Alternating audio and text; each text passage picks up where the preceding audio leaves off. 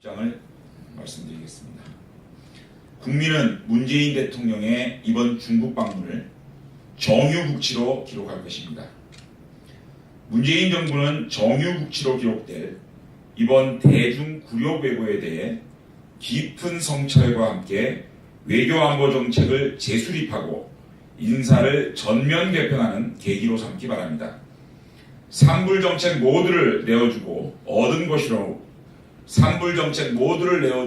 얻은 것이라고는 밥자리 패싱, 공동성명 패싱, 경제사절단 패싱 등 3대 패싱과 공항 영접 굴욕, 하나마나 4대 원칙 굴욕, 기자단 폭행 굴욕 등 3대 굴욕을 골고루 당하고 갔으니 외교 참사를 넘어 국치라는 말이 과하지 않을 것입니다.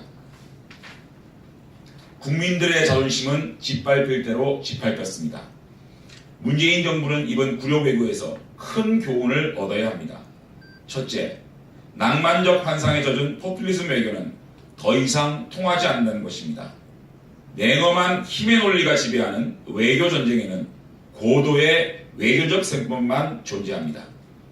국내에서 쇼하듯 낭만적인 퍼포먼스와 자화자찬으로 외교적 성과를 가름할 수 있다고 생각했다면 국민에 대한 기만이고 국제사회에 대한 우롱입니다.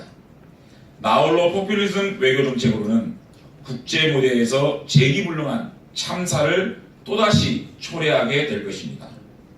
둘째, 성과주의에 빠진 졸속 아마추어 외교를 탈피해야 합니다. 문재인 대통령의 이번 방중은 누가 봐도 졸속입니다. 국가 추모일에 굳이 방중 일정을 계획한 그 무모함은 아마추어 외교의 무능함을 명백하게 드러냈습니다.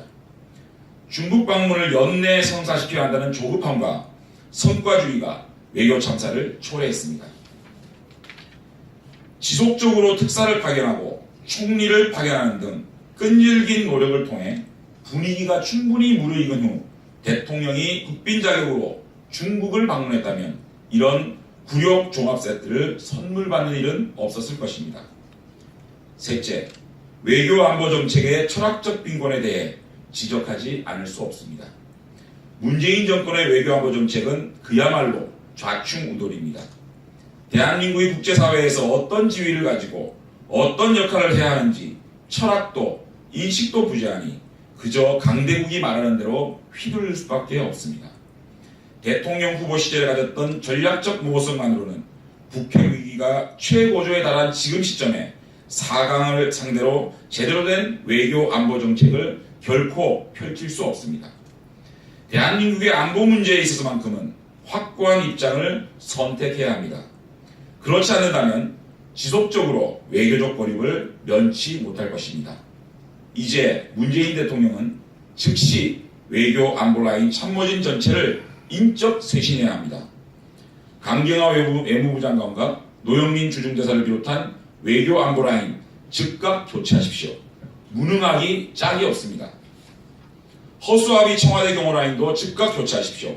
책임이 이루 말할 수 없게 큽니다. 윤영찬 홍보수석을 비롯한 청와대 홍보라인 전면 교체하십시오. 후안무치한 사람들입니다. 국민들께서도 민망해하는 외교 참사를 모른 채 하고 있는 임종석 비서실장은 즉각 사퇴하십시오.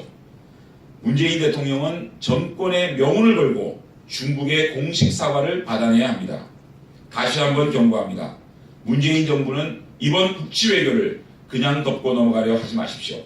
굴욕 외교가 아니라는 변명은 결코 통하지 않습니다. 애매한 스탠스, 나약한 리더십, 철학 없는 안보관, 무능한 외교 전략, 눈치 보고 끌려다니는 우왕좌왕 4강 외교 전체를 다시 정비하십시오.